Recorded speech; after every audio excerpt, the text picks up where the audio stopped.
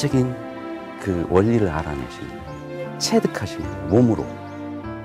정말 사람, 이제 과학자들하고 같이 소통할 수 있는 이런 것들은 우리 모르거든요, 아직. 저는 이 시대 불교가 과학을 만나서, 과학이 불교를 만나서 굉장히 재미있는 것, 또 깊이 있는 것, 그리고 우리 삶에 유익하고 행복한 것들을 제공해 주리라고. 이 불교와 과학을 따로 떼어놓고 공부하기 때문에 불교가 오늘날의 사람들에게 이게 말하자면 적용될 수 없는 게 너무 많았구나. 과학과 불교를 함께 접목해 공부해 갈 때 그거는 이루 말할 수 없이 출중해지겠구나. 그리고 첫째, 신심이 깊어지겠구나. 환희심이 나고 내가 왜 출가를 했는지, 내가 왜 이 길을 가야만 하는지, 그리고 내가 어느 위치에 서 있어야만 하는지를 인식할 수 있어지거든요. 그래서 여러분의 스님을 우선 초청했고요. 같이 공부 좀 하자라고 했습니다.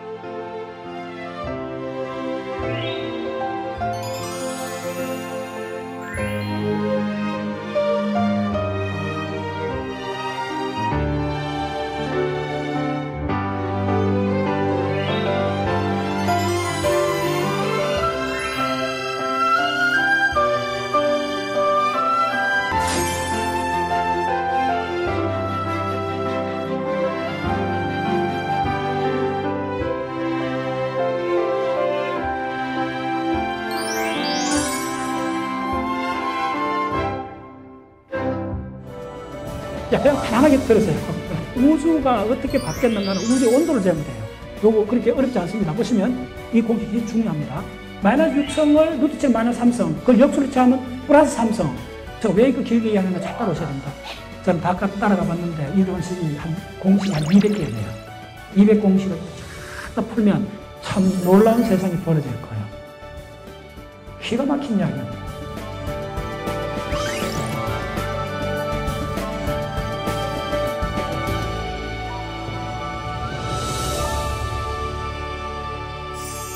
유니버설 다르마. 여기서 유니버설은 우주를 말하고 다르마는 불교의 이제 법이죠. 다르마. 네.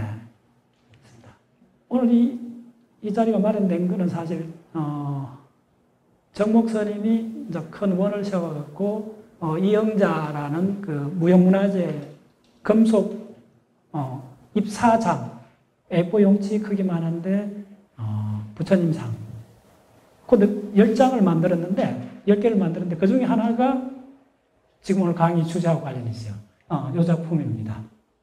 이 속에 유니버설 랭귀지, 유니버설 다르마가 얼축 들어있어요. 보시면 잘 아는 이 이권 MC고 좀 플레이하면 이게 바로 아인슈타인의 그 노벨상 받았던 아인슈타인의 강전 효과하고 관계 있는 공식입니다. 그 다음에 CHNOP는 뭐냐면 행성지구의 생명의 그 흐름입니다. 생명의 현상은 이 엘리먼트, 원소, 탄소, 수소, 질소, 산소, 인 대략 한 5가지 엘리먼트의 대기 중 아주 빠른 순환 사이클로 볼 수가 있는 거죠. 자, 그 다음에 이제 오늘 강의의 중요한 주제 중에 하나가 W 입자입니다. W 입자인데 여기 플러스 입자가 있고 마이너스 입자에서 이 W 입자는 무게가 얼마나 가느냐 하면 양성자 무게의 80배쯤 돼요. 엄청 무거운 거예요. 그게 1980년대에 유럽 CERN 가속기에서 발견이 됐어요. 그 다음에 이제 요 G0란 입자, 요 제로란 말이 전기가 제로란 말인데 G0 입자하고 W 플러스 마이너스 입자하고 있습니다. 그 다음에 요거는 이제 양자역학에서 나오는 그 슈레딩거 계산을 풀면 나오는 웨이브 펑션입니다. 웨이브 펑션에서 NLM이라는 게 뭐냐 하면 요것은 N이 프린시플 퀀텀 넘버라 그래서 원자핵 주위를 전자가 도는데 얼마나 떨어져서 돌고 있는가 그럽니다. 요 세 가지 양자수 잘 보시면 NLM 요 세 가지 양자수에 마지막으로 스핀 양자수를 결합하면 4개의 양자수가 나와요. 그 4개의 양자수를 갖고 92가지 주기율표가 다 만들어집니다. 그 다음에 요거 보시면 P, E, 감마로 되어 있는 요거는 뭐냐면 P는 양성자고 프로톤, E는 전자고 감마는 포톤, B달림입니다. 그래서 우주에 있는 거의 대부분 일은 이 포톤하고 전자하고 양성자, 전자, 빛, 요 세 가지 입자의 무한 중첩 현상으로 보고 있어요. 지금 과학에서는. 그 다음에 이제 요거 보시면 요게 스레딩 이퀘이션이고 요거에 GU라고 있습니다. 요게 바로 일반 상도성 이론에서 가장 중요한 메트릭 텐서라는 겁니다. 요게 4x4 매트릭스인데 요 4x4 매트릭스를 두 번 미분하는 거예요. 공변 미분이나 두 번 미분하면 우주의 공률이 나옵니다. 참으로 놀란 거예요. 요 손바닥만한 요거에 우주에 필요한 냉기질은 다 들어있습니다. 웬만한 거 다 들어있습니다.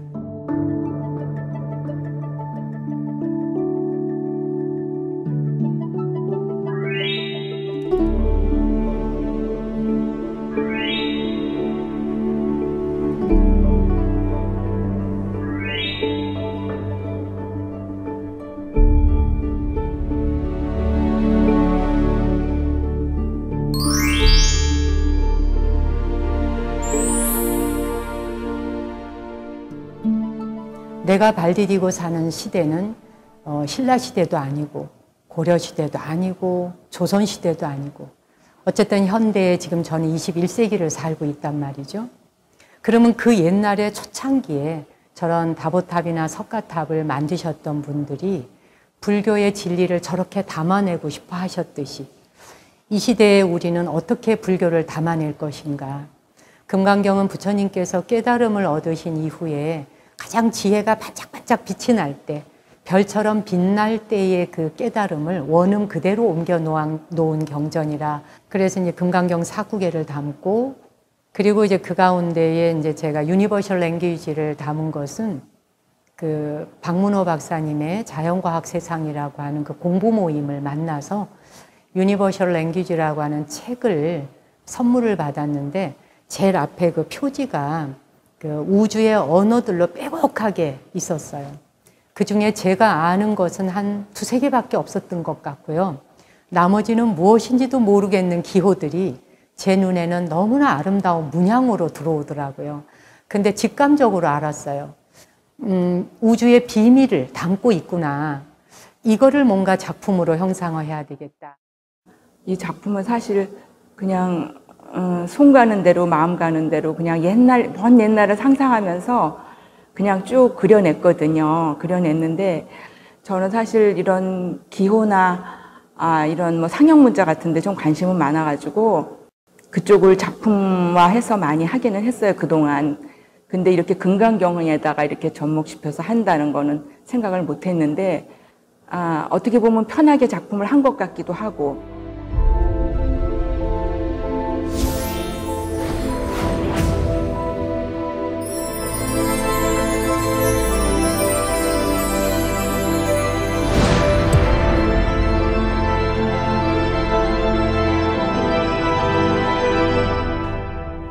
대칭.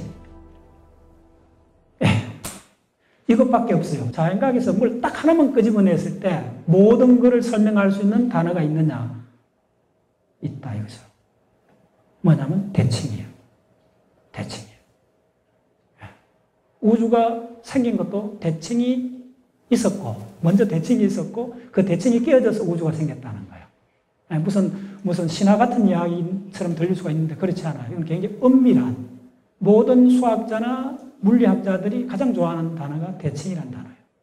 그 완벽한 대칭은 뭐라고도 일컬을 수 없는.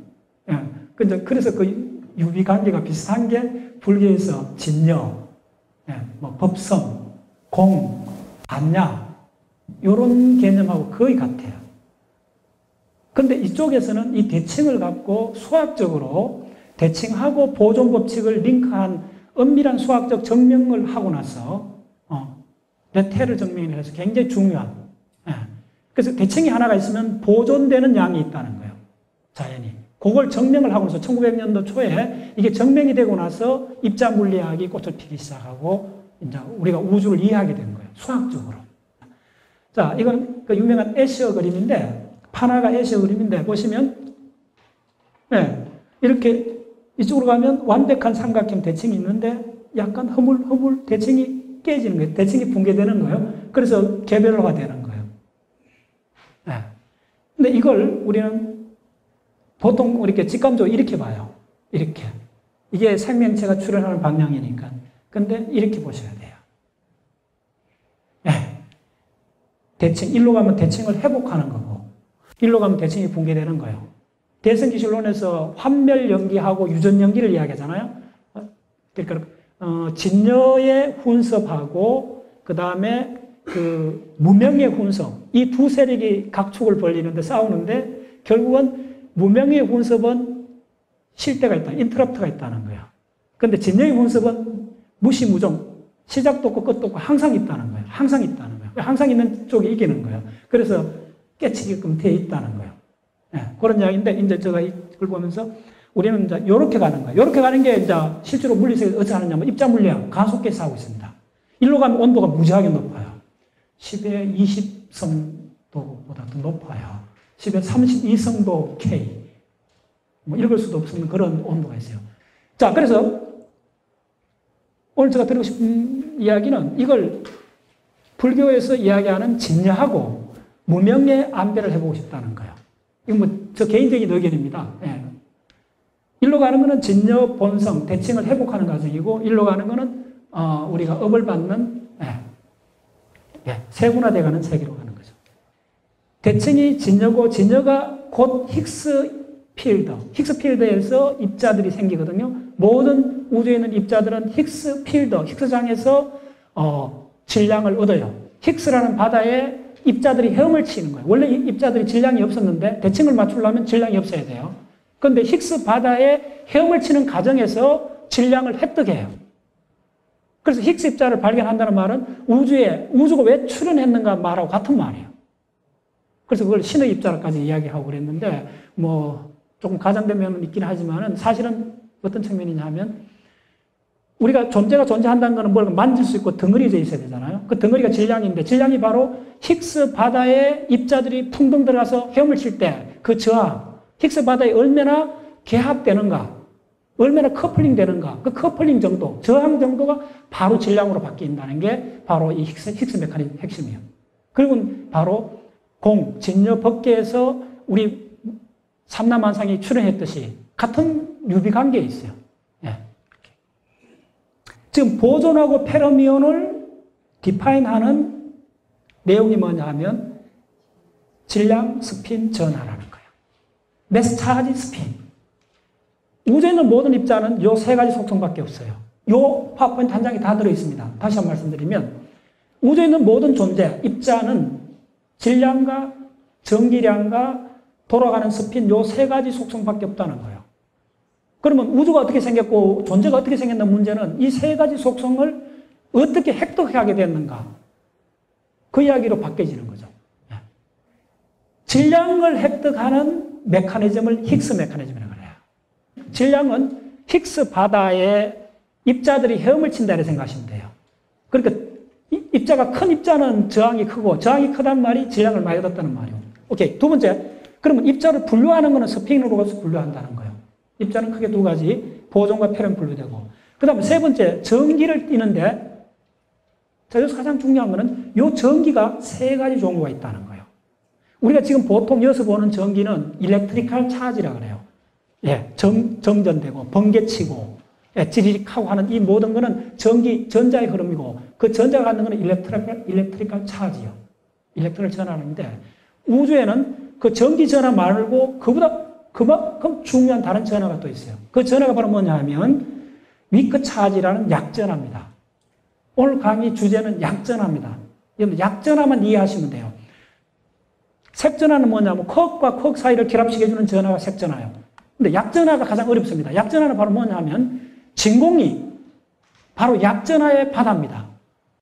바다의 비율을 계속 이야기를 하는데 입자들이 질량을 얻는 그 메커니즘은 진공의 바다에 입자들의 헤엄을 친다고 보시면 돼요. 그때 받는 저항이 질량으로 바뀌는데 그 진공의 바다가 바로 약전하의 바다라는 거예요.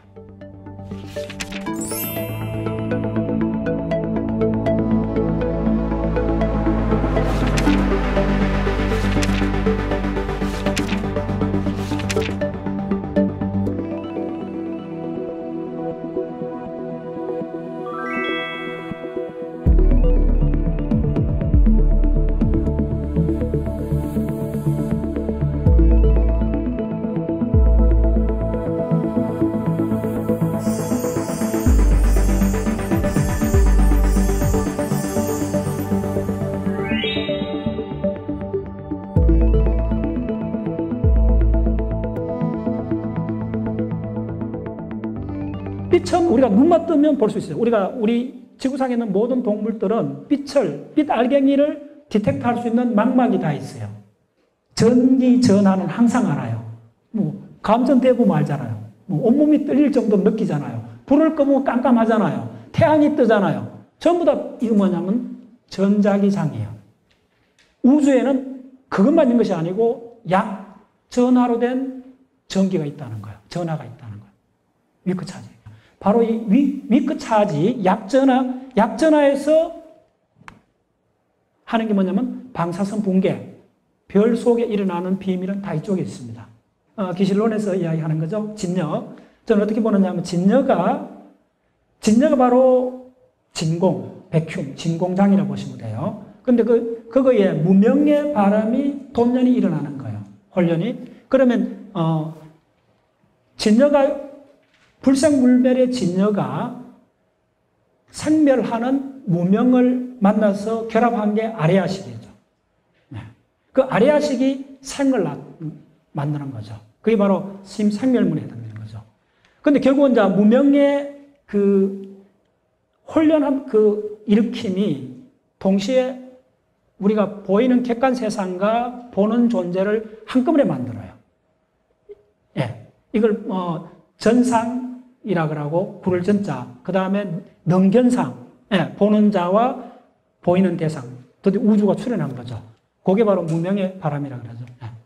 요 전체를 보시면 제가 수첩을 스캐닝을 했는 겁니다. 수첩 스캐닝 보면 요게 우주의 4가지 힘이 어떻게 분화되어 나오는가. 요거 이야기예요. 자, 우주의 이게 빅뱅입니다. 요 선이. 빅뱅에서 중력, 그 다음에 스트롱 포스, 위크 포스, 일렉트로마그네틱 포스가 이렇게 분화되어 나오는데 이때 온도는 10의 32성도 K입니다.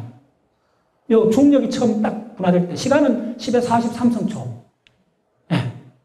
중력이 독립돼 나온 거죠. 그 다음에 어떻게 되면 여기서 스트롱 포스가 나오는데 그 다음에 일렉트로마그네틱 한꺼번에 옵니다. 그래서 지금 요쪽에 요거 분화되는 요 위치 따라가 보면 100기가 일렉트론 볼트쯤 돼요. 100기가 일렉트론.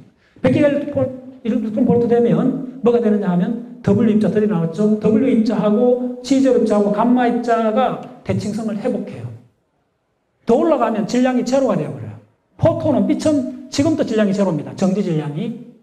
근데 W 입자하고 G0 입자는 엄청 무거워요. 양성자의 80배, 90배 돼요. 근데 이게 온도가 높아지면 질량이 제로 돼서 우리 빛하고 한형제가 되는 겁니다.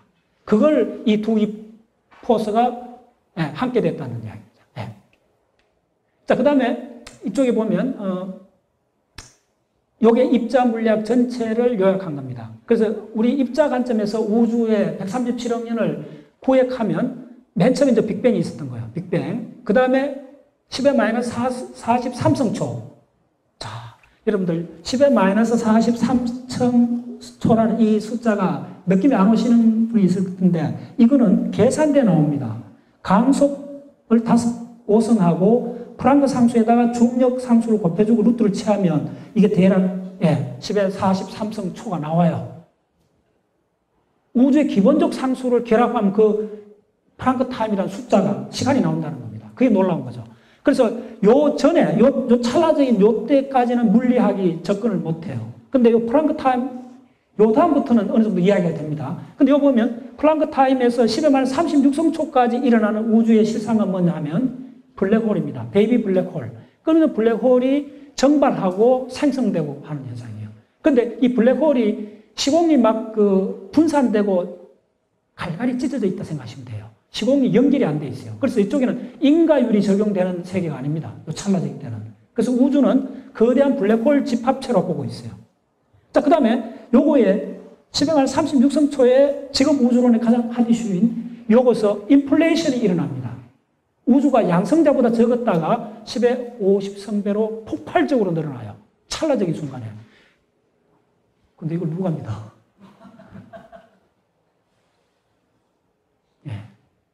이제는 믿어야 돼요. 과학이 증명을 했으니까. 거의 증명을 했으니까. 그때 폭발했는, 찰나적으로 폭발했던 그 충격파를 우리가 지금 측정을 할 수가 있는 거예요. 결론은 뭐냐면 그 인플레이션이 잘 보세요. 이까지 영향을 다 미친 거예요. 지금 우리를 있게 한 거예요. 그럼 그 인플레이션 바로 뭐냐 하면 백큐움의 진공의 요동입니다. 간단히 말하면 그 씨앗이. 예, 진공의 요동입니다. 진공의 퀀텀 플락시에이션이 바로 이 인플레이션 시월의 가장 핵심입니다. 그 다음에 어떻게 되면 쿼크가 생기고, 그 다음에 하드론, 양성자, 중성자가 생기고, 그 다음에 렙톤 시대, 일렉트론, 뮤온, 타우 이런 렙톤 시대가 되고, 그 다음에 이제 어떻게 되느냐 하면 요게 빅뱅 이후 1초 지난 때입니다. 원세컨드. 1초 지났을 때 뭐가 되느냐 하면 그때부터 라디에이션 도미넌트, 빛의 우주가 돼요. 빛의 우주가 5만 5천 년 지났을 때 뭘 바뀌느냐 하면 메타 물질 도미넌트 우주로 바뀌어요. 네. 그 다음에 어떻게 되느냐 하면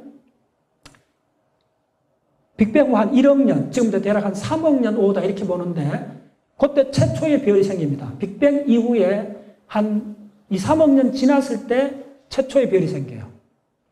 그 다음에 한 10억 년쯤 지났을 때 갤럭시가 생겨요. 이 모든 게 이때 일어난 인플레이션, 이 폭발적인 우주의 팽창, 시공이 팽창하는 이 여파로 지금 다 설명이 되고 있습니다. 그 다음에 이제 요거 보시면 요거에 한 번 폭발이 있었고 두 번째 중요한 사건이 요거 있습니다. 그게 언제냐면 빅뱅 이후 38만 년 지났을 때 바로 어떤 사건이 벌어지냐면 우주를 팽배하게 있던 삐달갱이하고 일렉트론이 계속 충돌하는데 우주가 식어가니까 일렉트론, 전자의 속도가 떨어져요. 그러니까 양성자의 전자가 갇히게 되는 거예요. 그게 바로 뭐냐 하면 우주에 수소 원자가 출현했다는 거예요. 지금 밤하늘의 별들에 나는 거는 별은 거의 70% 이상이 수소 기체입니다. 우리 지구에는 수소가 드물어요. 바다에 물론 있죠. H2O 상태로 수소가 있는데 액체 상태로 갇혀있긴 한데 기체 상태의 수소는 지구에 굉장히 드뭅니다. 근데 목성에 가면 외곽가스가 거의 다 수소로 되어 있습니다. 우주 전체를 보면 70% 이상이 수소입니다. 별은. 그 수소가 만들어지는 타임이 바로 38만 년이고 요때를 바로 뭐냐면 라스트 스캐터링 서페이스라고 요때 어떻게 되냐 한번 보세요. 이거 굉장히 중요합니다. 전자들이 우주 공간에 막 다니다가 삐달갱이하고 충돌을 해요.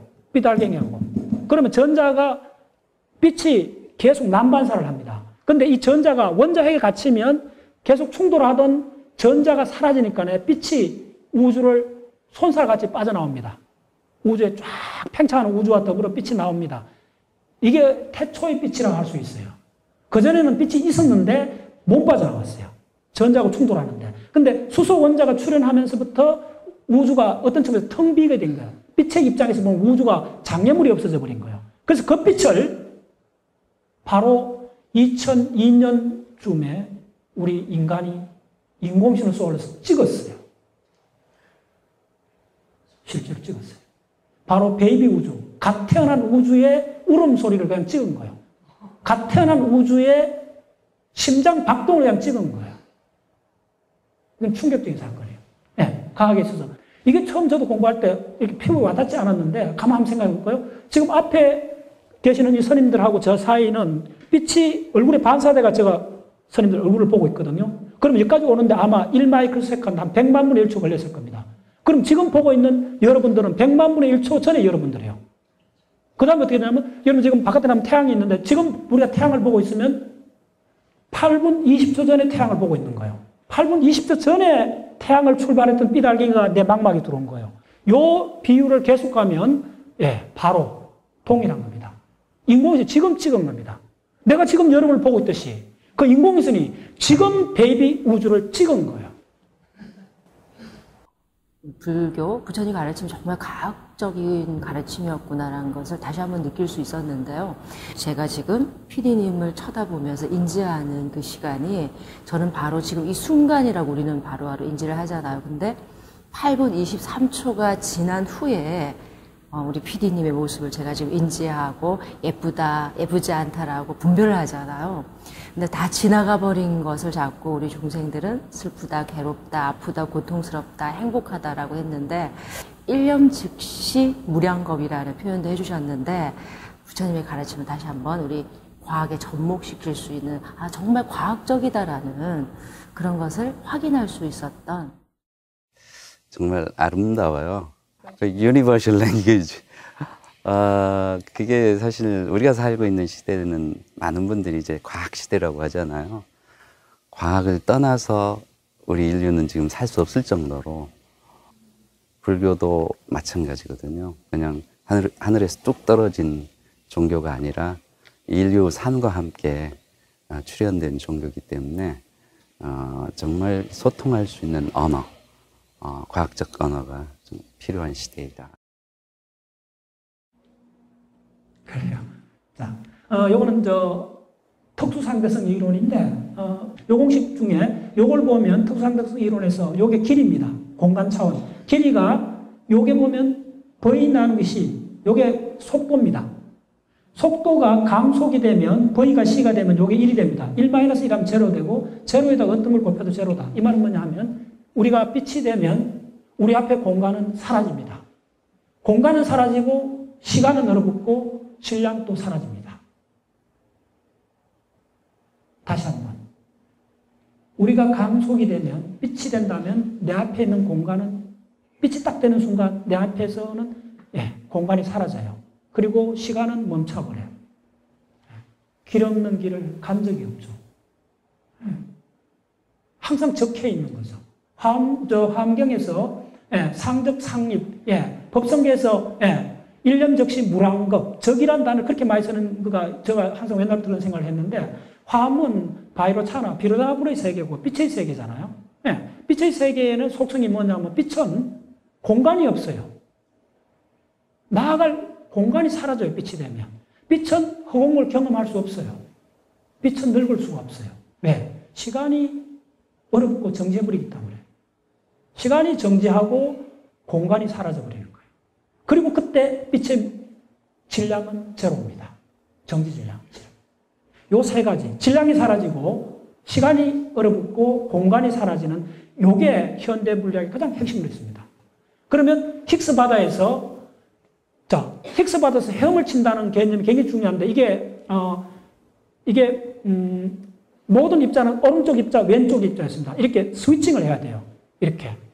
그래서 오른쪽, 왼쪽, 오른쪽, 왼쪽, 오른쪽, 왼쪽 이렇게 운동을 하는데 공간에서 이렇게 생각하시면 됩니다. 그런데 빛이 딱 되면 공간이 사라지잖아요. 오른쪽, 왼쪽 개념은 공간에서 나온 개념이잖아요. 방향이니까. 그 공간이 사라져 버리는 거예요. 공간이 사라지니까 질량을 획득을 못해요. 그런데 감속이 아닌 보통 입자들은 정지해 있거나 쪼매는 속도로 움직일 경우에는 정지해 있는 경우는 어떻게 되느냐면요. 시간축으로 감속도로 이동하고 있습니다. 그 정지해 있는 입자는 오른쪽, 왼쪽, 오른쪽, 왼쪽 할 수 있어요. 오른쪽, 왼쪽 왜 할 수 있냐면 정지해 있으니까 주변에 공간이 있어요. 감속도로 달리면 공간이 없어져요. 오른쪽, 왼쪽 할 수 있다는 거예요. 오른쪽, 왼쪽 하는데 이게 물리법칙을 위배해요. 왜 위배하느냐 하면 오른쪽 입자일 때는 이 위크 차지가 마이너스 1이고 오른쪽일 때는 위크 차지가 제로예요. 근데 물리학에서 가장 중요한 보존 법칙은 뭐냐면 전기량은 반드시 보존이 돼야 돼요. 마이너스 1에서 마이너스 1은 괜찮은데 마이너스 1에서 제로로 갈 수 없어요. 그래서 물리학자들이 제3의 입자를 상정을 한 거예요. 그 입자에다가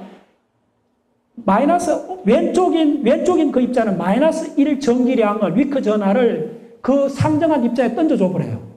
그 다음에 던져주면 마이너스 1에서 던져줄까 제로가 되죠, 전기량이. 제로가 딱 되면 오른쪽 입자가 된 거예요. 오른쪽 입자는 던져준 그 마이너스 1을 다시 받아요.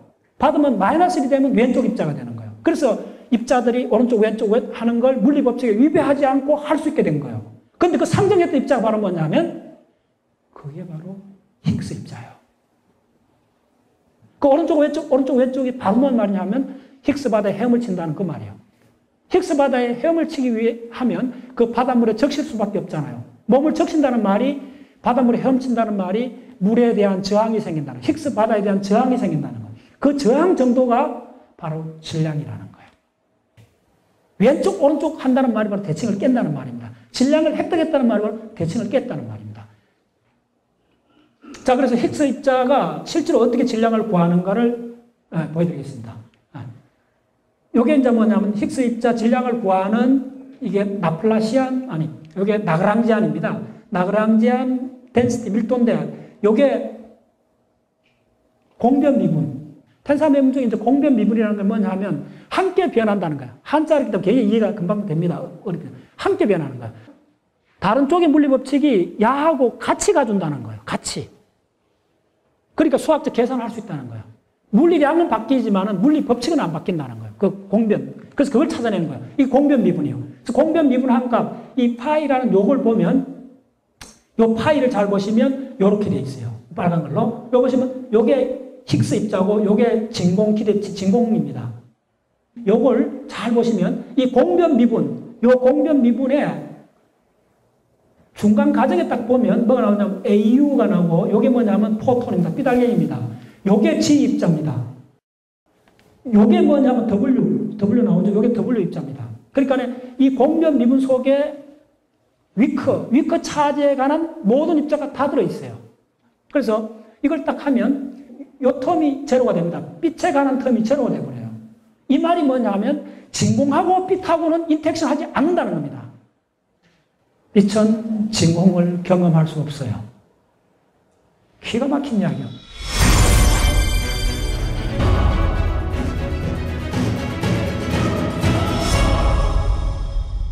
네. 자, 첫 부분은 제가 입자 물리학에 대한 걸 조금 집중적으로 말씀드리겠습니다. 그래서 이제 이거 여러분들 잘 아시는 대성기 실론에 보면 요게 심진여문이 바로 뭐냐면 저는 봤을 때 입자 물리학에 해당된다고 보고 있어요. 심생멸문이 생물학 중심으로 한 내가 우리가 어떻게 생명체가 출현했는가, 업을 받게 됐는가의 버전이죠. 네.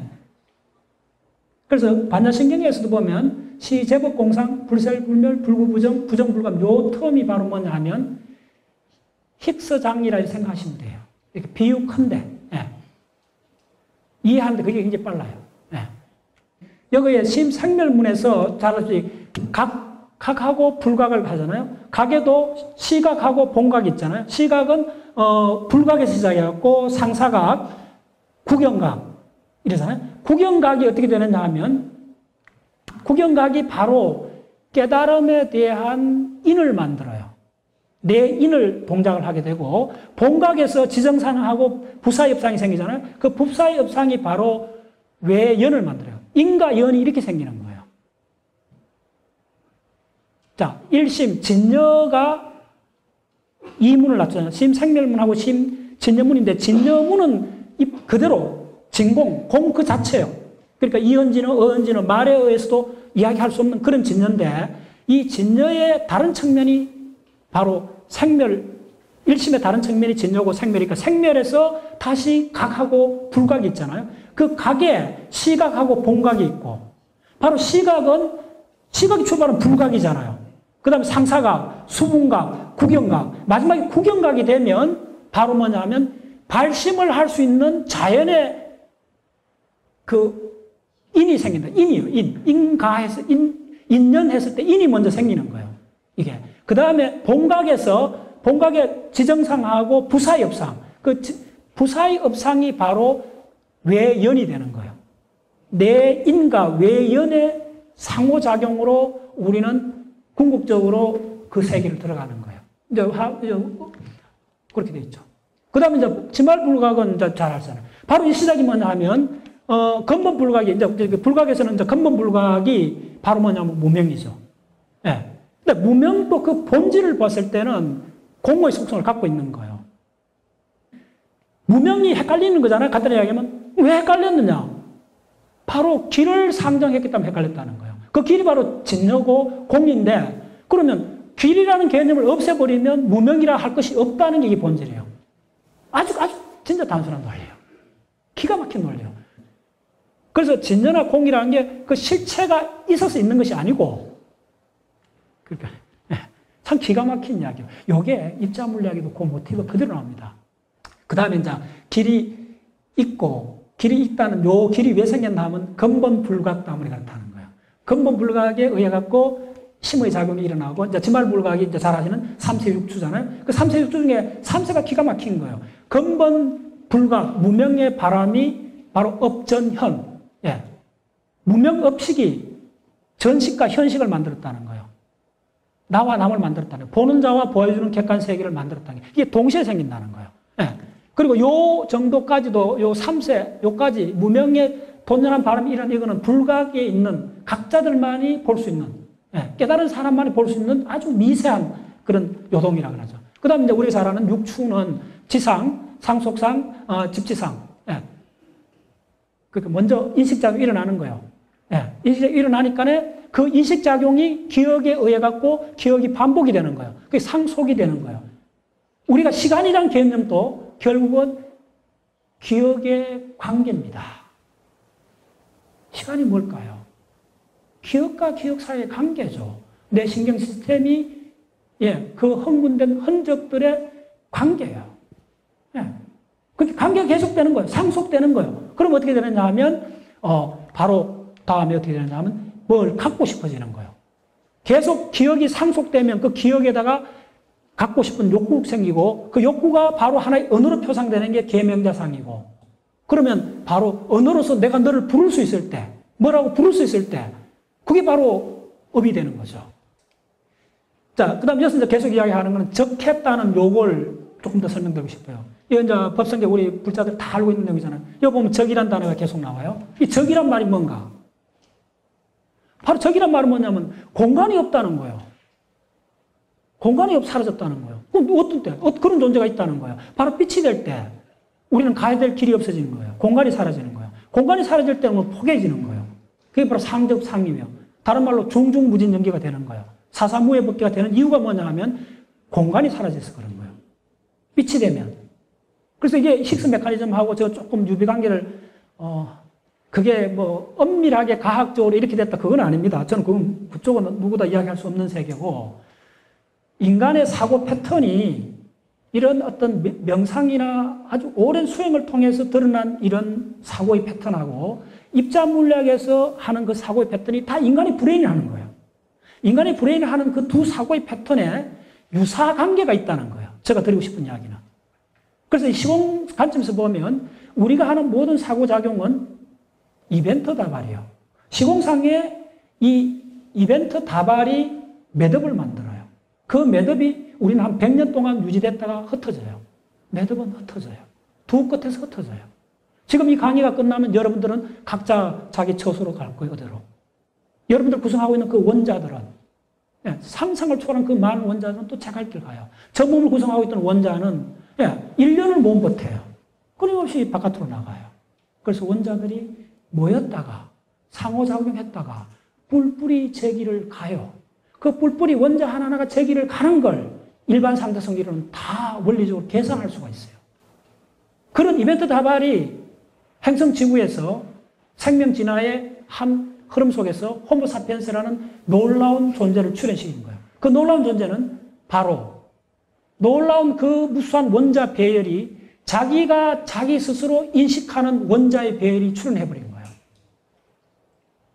그게 바로 셀프예요. 그게 바로 인간의 의식작용이에요. 이거야말로 뭐냐 하면 최근에 그쪽을 이야기하는 철학이나 이쪽 이야기들은 뭐냐 하면요. 우주에서 시공의 다발에서 어느 순간에 관찰자 순간이라는 게 출현했다는 거예요. 관찰자 순간. 이게 복수입니다. 그 관찰자 순간이 현실 모델을 보기 시작했다는 거예요. 현실 모델은 내 브레인이 만들어낸 거예요. 그 관찰자 순간의 연세가 현실 모델을 보면서 일어난 사건이 바로 시간이 흘러간다는 환상이 출현했다는 거예요. 우주를 담고 있는 시공에는 모든 장소와 모든 시간이 다 포함되어 있어요. 그래서 어떤 특정한 장소, 어떤 특정한 그때라는 게 존재하지 않아요. 다 존재해요, 한꺼번에. 그래서 시간은 흘러가는 강이라기보다는 얼어붙은 강에 가까워요. 우리의 과거도 있어요. 미래도 있어요. 그래서 다시 이야기하면 빛의 세계로 들어가면 시간은 얼어붙어요. 그건 있어요. 이게 어떻게 알게 됐냐면 뮤온이라는 게 있습니다. 1960년부터 많은 연구된 뮤온이 대기 중으로 들어와요. 그러니까 그 대륙권이 한 10km밖에 안 됩니다. 대륙권을 들어오는데 뮤온이 200만 분의 1초밖에 못 살아요. 그 짧은 시간에 강속도로 늘어온데도 지구 표면에 도달할 수 없어요. 중간에 붕괴대가 없어져야 돼요. 그런데 지구 표면에 사진 건판에 찍혀 나와요, 뮤온이. 왜 그러냐 하면 강속도로 달리면 이 뮤온이 보는 이 공간은 줄어들어요. 강속도 때문에 공간이 사라져요. 그걸 그냥 닫는 거죠. 적하는 거죠. 그래서 빅뱅 당시에 그 나왔던 그 포톤이나 지금 내하고 어떻게 됐냐면요. 같이 붙어 있어요. 나는 빅뱅 당시에 그대로 있다 생각하시면 돼요. 빛 관점에서. 그리고 이 빅뱅이라는 현상, 이거는 여러분이 매일 밤 만날 수 있어요. 이건 교과서에 나온 이야기입니다. 텔레비 채널을 돌리다가 방송이 없는 채널을 돌리면요. 옛날에 그 텔레비전 보면 그 지지지 하고 그 잡음이 나잖아요. 그 잡음의 대략 한 10% 정도가 빅뱅에서 온 전파라는 거예요. 우리는 같이 있어요. 같이 있어요. 그래서 화엄에서, 법성계에서 왜 적이란 단어, 일념 적시 무량겁, 구세, 십세, 호상정. 왜 적이란 말을 쓰느냐. 자, 구세란 뭡니까? 과거, 현재, 미래. 그 과거, 현재, 미래가 각각 있으니까 구세가 돼요. 근데 십세는 뭐냐면 절대 현재가 있다는 거예요. 그 구세를 관통하는, 같이 만나고 있는, 이 순간에 같이 있는 그게 있다는 거예요. 그게 왜 그러냐면 빛으로 달릴 때는 공간이 사라집니다.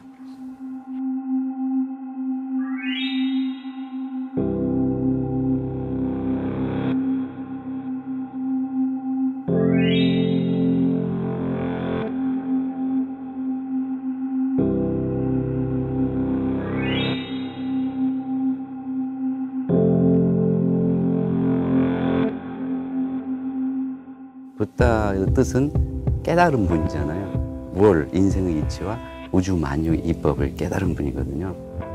현대 과학에서 이야기하는 것처럼 물질을 분석하고 분해하고 측정해서 검증해내고 이런 방법이 아니고 앉아서 깊은 사유세계 속으로 들어가서 이 이법을 밝혀냈거든요. 그러니까 접근 방법이 지금 현대 과학자들하고는 다르죠. 그런데 비슷한 이야기를 하고 있는 거예요. 과학과 불교가 만나는 순간 불교는 훨씬 더 힘을 얻거든요. 증명할 수 있고 객관적이고 저는 하나하나의 그 우주의 기호들을 바라보고 있으면 벅차오를 정도로 너무 아름답고 그 우주의 기호 속에는 불교의 84,000 경전의 내용들이 그 기호 안에 다 담겨 있구나 하는 걸 제가 직감으로 느꼈어요. 요 문장 하나만 가슴에 딱 품고 가시면 됩니다. 우리는 지금 살고 있는 빛의 세계잖아요. 근데 더 중요한 거는 이 입자 물리학으로 들어가면 빛 아닌 다른 전기가 있다는 거예요. 빛도 전기입니다. 바로 이게 뭐냐면 진공은 위크 차지로 가득 차 있다. 위크 차지. 위크 차지로 가득 차 있다. 우리는 다 4차원적인 존재입니다. 일단. 우주론이나 입자 물리학은 4차원 세계입니다. 4차원에서는 존재하는 모든 것은 멈춰 있을 수가 없어요. 존재하는 모든 것은 강속도로 움직입니다. 자, 그럼 요 박문호 박사가 서 있는데, 정지하고 있는데, 이 평면에 대해서 정지하고 있는데, 강속도로 움직인다는 말은 뭐냐 하면, 정지하는 존재는 시간축으로 움직입니다. 시간축으로 강속도로 움직여요. 그래서 세월의 속도는 강속도예요. 어떤 점에서. 그래서 어떻게 되냐면 4차원 시공에서 그 속도 벡터의 비견 상관되는 양을 계산해 보면 그게 강속도로 나와요. 이 강속도가 공간축으로 완전히 투영된 게 바로 뭐냐면 빛이고, 그게 우리가 또 공간축으로 투영된다는 말은 뭐냐면 시간축의 값이 제로란 말입니다. 그렇기 때문에 빛은 넓지를 않아요. 시간이 안 흘러요. 질량은 무한대가 되는데, 요 질량을 보세요. 이게 무한대 값을 갖는데, 무한대 질량은 우주에 존재하지 않습니다. 무한대 질량을 빛 속도로 가속을 못시켜요. 그렇기 때문에 빛 속도가 되는 존재는 반드시 질량이 사라져야 돼요. 그게 사실 원자핵 속에 양성자 속에 쿼크가 있는데 쿼크를 결합시키는 글루온이 질량이 제로입니다.